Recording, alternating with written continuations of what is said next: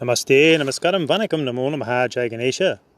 Please visit our website at classicalyoga.org, and there is a donate button if you'd like to help us out. Please stand up for the Hindu, yoga, religious, spiritual, scientific, philosophical lifestyle. So I'm recording this one this morning. It's early in the morning, and we're at the beach, so we're outside. So you're going to hear some background noise. But very inspired today, just here at the beach, thinking of life's colors and the chakras. Now remember, the study of the chakras, like all true yoga, for example, is all about the Hindu religion. This must always be respected. So the chakras are experiences within us, and the word literally means wheel.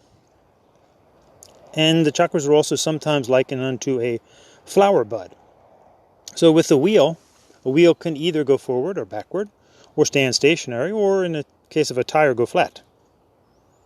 So too with a bud can either be in the bud state, or fully blossoming, or drooping down. In other words, the choice is up to us, how we use these inner states of consciousness, which are represented by the chakras. So essentially, we look at 7 chakras, though the yogis know 9.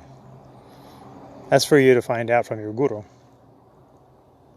So the 7 chakras represent 7 actual centers that we all have in a physical body. The anal region, that's the Muladhara chakra, and the earth element, obviously. The genitals, that's the Svadhisthana chakra, actually where the water is. And water, remember, is nature's mirror, so that's the wisdom of reflection.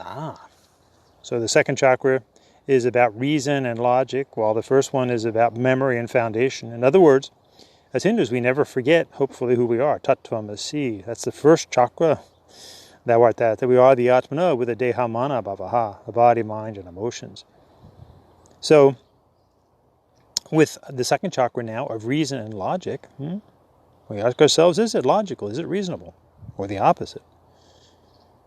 Then the third chakra is at the solar plexus, the guts. Don't we say to someone, you have no guts, or stomach it, or suck it up? That's the willpower right there. The solar plexus, that's where the heat is, digestion. And we often associate this one with Shiva as fire, Rudra, because that's where the gastric fires are that digest the food. Then the fourth chakra is Anahata chakra, at the heart. And this represents our humanity in our A-U-Um of the Om word. That's the U. The A is the animal nature, up to the belly. The U is the heart. And the is the divine head, bringing together our 3 natures. And it's not a coincidence that we use the symbol of a heart to recognize love and devotion. After all, that's what you send people on Valentine's Day, is it not? A heart? Why not another part of the body? Because that's where we feel it. When we're quote-unquote in love, or when we're quote-unquote out of love. We feel crushed at the heart. Remember, those are really states of like and dislike, when true love, capital L, is a pure experience that really can be uncovered, but it is the pure essence of who we truly are on the inside, the inner essence of Ananda, Priya, the bliss and the love of the inner nature. Remember, as Hindus, we experience this Atmana, which is not the mind, the inner essence, which other religions call the soul, but that's connected to their mind. Big difference. So the Atmana is not connected to the mind, and we know what it is. It's the pure experience of pure energy, Shakti, pure light, Jyoti, and the feeling of lightness as opposed to depression, and the feeling of bliss or love, Ananda Priya, and the resultant peace that comes from that, Om Shanti, Shanti, Shanti. And then from Anahata, which means no hit, think of that. That's the pure experience, like the going, what's the sound of one hand clapping? We move then up to the 5th chakra, Visuddha chakra of the throat. This is obviously purification, right? Where we cough it up. And then we go up to the Bindu, the 3rd eye point, the mark of a Hindu. Puram Bindu, Vajri Purushtuttaha, ancient Bindu Hindu, soulful warrior. The command center, which is where the command glands are, the pituitary and the pineal or the pineal glands, command glands of the body. As we focus at the Bindi, the 3rd eye point, focusing on the inner light, inner visions perhaps. Ajna chakra, the command center. And then we go to the top of the head, which is the fontanella, the soft spot at the top of the head. We know it, it's there. This is what we call Sahasrara chakra, or the 1,000-petaled lotus. And this is where the endorphins are. That's why drugs, for example, are so addictive, because they kick off these endorphins at the top of the head and send a rush of pleasure sensations throughout the body. So we know this, top of the head. So these chakras are not something that is a fantasy or Hindus are just making it up. Remember, when we're using all the Sanskrit, we have to recognize this is about the Hindu religion, but these centers are within us, using obviously the common language of English. And we associate these 7 chakras with basically the colors of the rainbow, from red, orange, yellow, green, blue, white. And then the top of the head is purple, assuming all the colors there. So, this podcast was about nature's colors, and we're again at the beach. And so, looking out at the beach, obviously, the primary color that we see through life is something dark, either red or brown, brownish color. That's the earth. You just call it BHUMI MATA. Generally, we have, or we're supposed to, and many Hindus have forgotten this, have great respect for Mother Earth, BHUMI MATA. Actually, that's the first written word for what we call Hindu Dharma or Hinduism. It's Hindu by appropriation, by identification, the original homeland, not appropriation. That's what people have done with yoga. They've appropriated it from the Hindu religion. So, the Indus River Valley and the people there. And it's a beautiful word, Hindu. It means, whether you use the H or not, doesn't make any difference at all. It means Chandra Sarid Bindu Soma, as we worship the moon and Shiva, Chandra, and the rivers and the Mataji, Sarid, and the Bindu, the red mark, the sun, Surya, Vishnu, and then the Soma, the nectar of bliss that's within all of us, that Ananda of the Atmana, Satchit Ananda.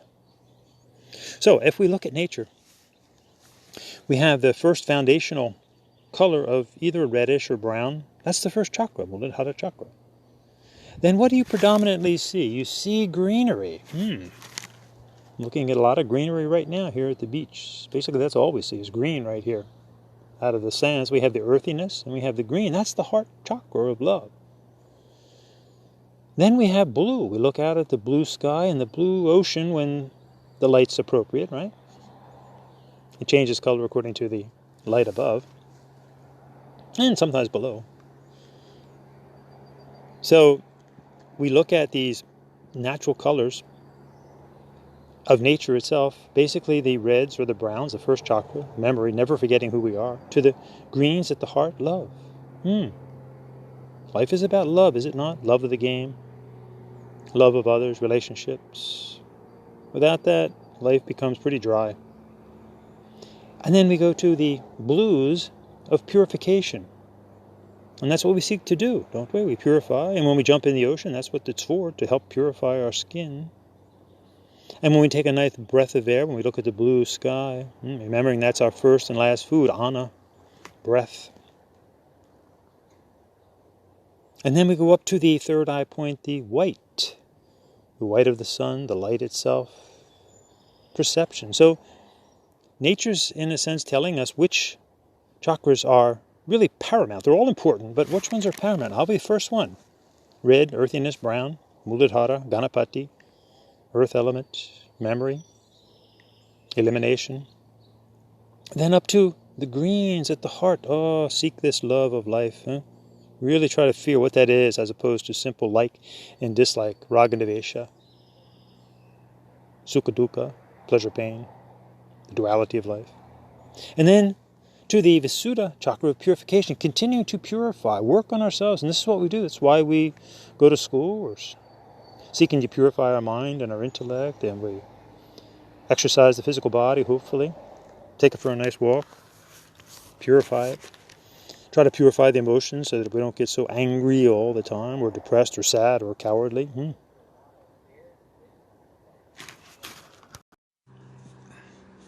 So speaking of cowardly, for this is something that we all encounter at various points in our life, perhaps.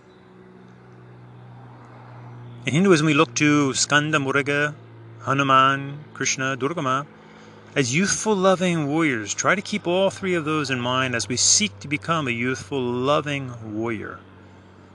All three have to go together. In other words, if we're a warrior without love, we can just become a brute. And we need that youthful spirit. We need to take care of our physical body to the best of our ability, but it's an attitude. It's a youthful attitude. Somebody in a wheelchair, for example, can really exemplify a beautiful, youthful, loving warrior attitude. All three together. So in the Hindu Yoga Dharma, Hinduism, the Hindu religion, we have basically three sampradayas or sects. We have the Saivas, the Vaishnavas, and the Shaktites, respectively worshipping Mahadev, Shiva, and Mahavishnu, and then the mothers. So if we look at these primary colors of nature from the first chakra, to the heart chakra, to purification, to the enlightenment, if you will, on into the head, prajna, the ajna chakra, the bindu, mark of the Hindu. So if we look, for example, at Saivism, Ganesha is always the foundation. That's the first chakra. Then we go to the youthful, loving warrior, Murigaskanda at the heart. That's the green. And then we go to the purification at the throat. That's Shiva and Shakti. And then we go to the bindu, reminding that we are the Atmana, Atmalingam Bhajale, Paramatmalingam Bhajale. So we seek guidance and help on the outside from outer gurus, and never forgetting that there's also the guru within. So in Vaishnavism, for example, it would be the same foundation of Ganesha, and then up to the green heart of Krishna or Hanuman, and then purification with Mahavishnu and Lakshmi or Sitaram, and then again into Prajna, Atmadarshana. Actually, this is in the Vedas the goal. Vidmahitva sahasras atma. Give us the knowledge of Atmadarshana, Paramodharma. Of all of our duties, that's the most important one. Now notice that in Saivism and Vaishnavism we have full respect for the feminine, the Devis, Ishvaris, Matajis, Kali, Durga, Parvati, Mahalakshmi, Saraswati, which is the Shakti Sampradaya. Same system as we go up and in, and in, and in. So we're looking at the colors of nature in the daytime, but what happens at night? That's where Mother Kali comes into view, or the Shiva Lingam, the brightness of nighttime when everything else is gone, in a sense. It's still there, but we just don't see it because it's the absence of light. She's the photon. Mother Kali, the blackness, the all-surrounding blackness, because dig a hole and get down in the hole. It'll be black down there. It's just the surface colors. So such a wonderful wisdom from BHUMI MATA, from Mother Nature. There's a plane going overhead. I think they're advertising something on the beach. Sorry about that.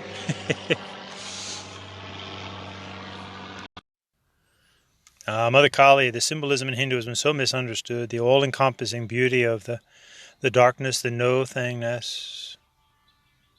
What a wonderful sense of peace and contentment that brings, that ultimately there's the no-thingness of absolute peace. And do we not go there every single night in the depths of sleep? And in a way, when we get so full of ourselves in this life, we can take a step back and, there's this great, beautiful, expansive no-thingness. That's really the fullness of everything, the black holes of creation. Maybe we're in one. Well, actually, we have one. Look into the eyes of the person next to you, into your pet, for example. We all have a black hole. And it's there that we unify. Bye-bye. That's why in the Hindu Yoga Dharma, though we have so much, in one way it can be so simple, from the simple Om to just keeping quiet, to the multitudinous nature of the rituals and the scriptures and the temples and the artwork. It just goes on and on and on and on and on. And everything in between. So remember, though, with all of the outer show, Hindus know Mauna Vakya Parabrahman. The Supreme Brahman is known how? Through the oxymoron of silent speech. Mauna Vakya. Yatavacho nivartanteya prapyasmanasa saha yogi garakanath. This experience is beyond speech. It's beyond even the very mind that seeks to comprehend it. So we ethically go out of our mind in meditation, in contemplation, and certainly in sleep every night. And then we use the mind as a great tool rather than being used by it, and rather than using it for nefarious purposes. Om Tat Sat Chidananda. From the zero to the manyness of life. Remember, it was the Hindus who invented the zero for calculations, without which, along with the one, we have the binary system. The magical zero, the no-thingness, it's the fullness of everything, the elliptical nature of life, of orbits, the eye of the hurricane, the black hole, tornado, whirlpool, breaking wave, cochlea, black hole at the center of the eyes, and then go into the single eye of the prajna chakra, the white, which obviously contains all colors.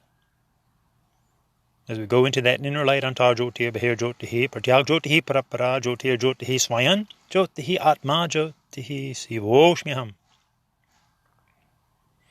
Say to yourself, I am that light within, and the light without that light is the Atmana, beyond cause.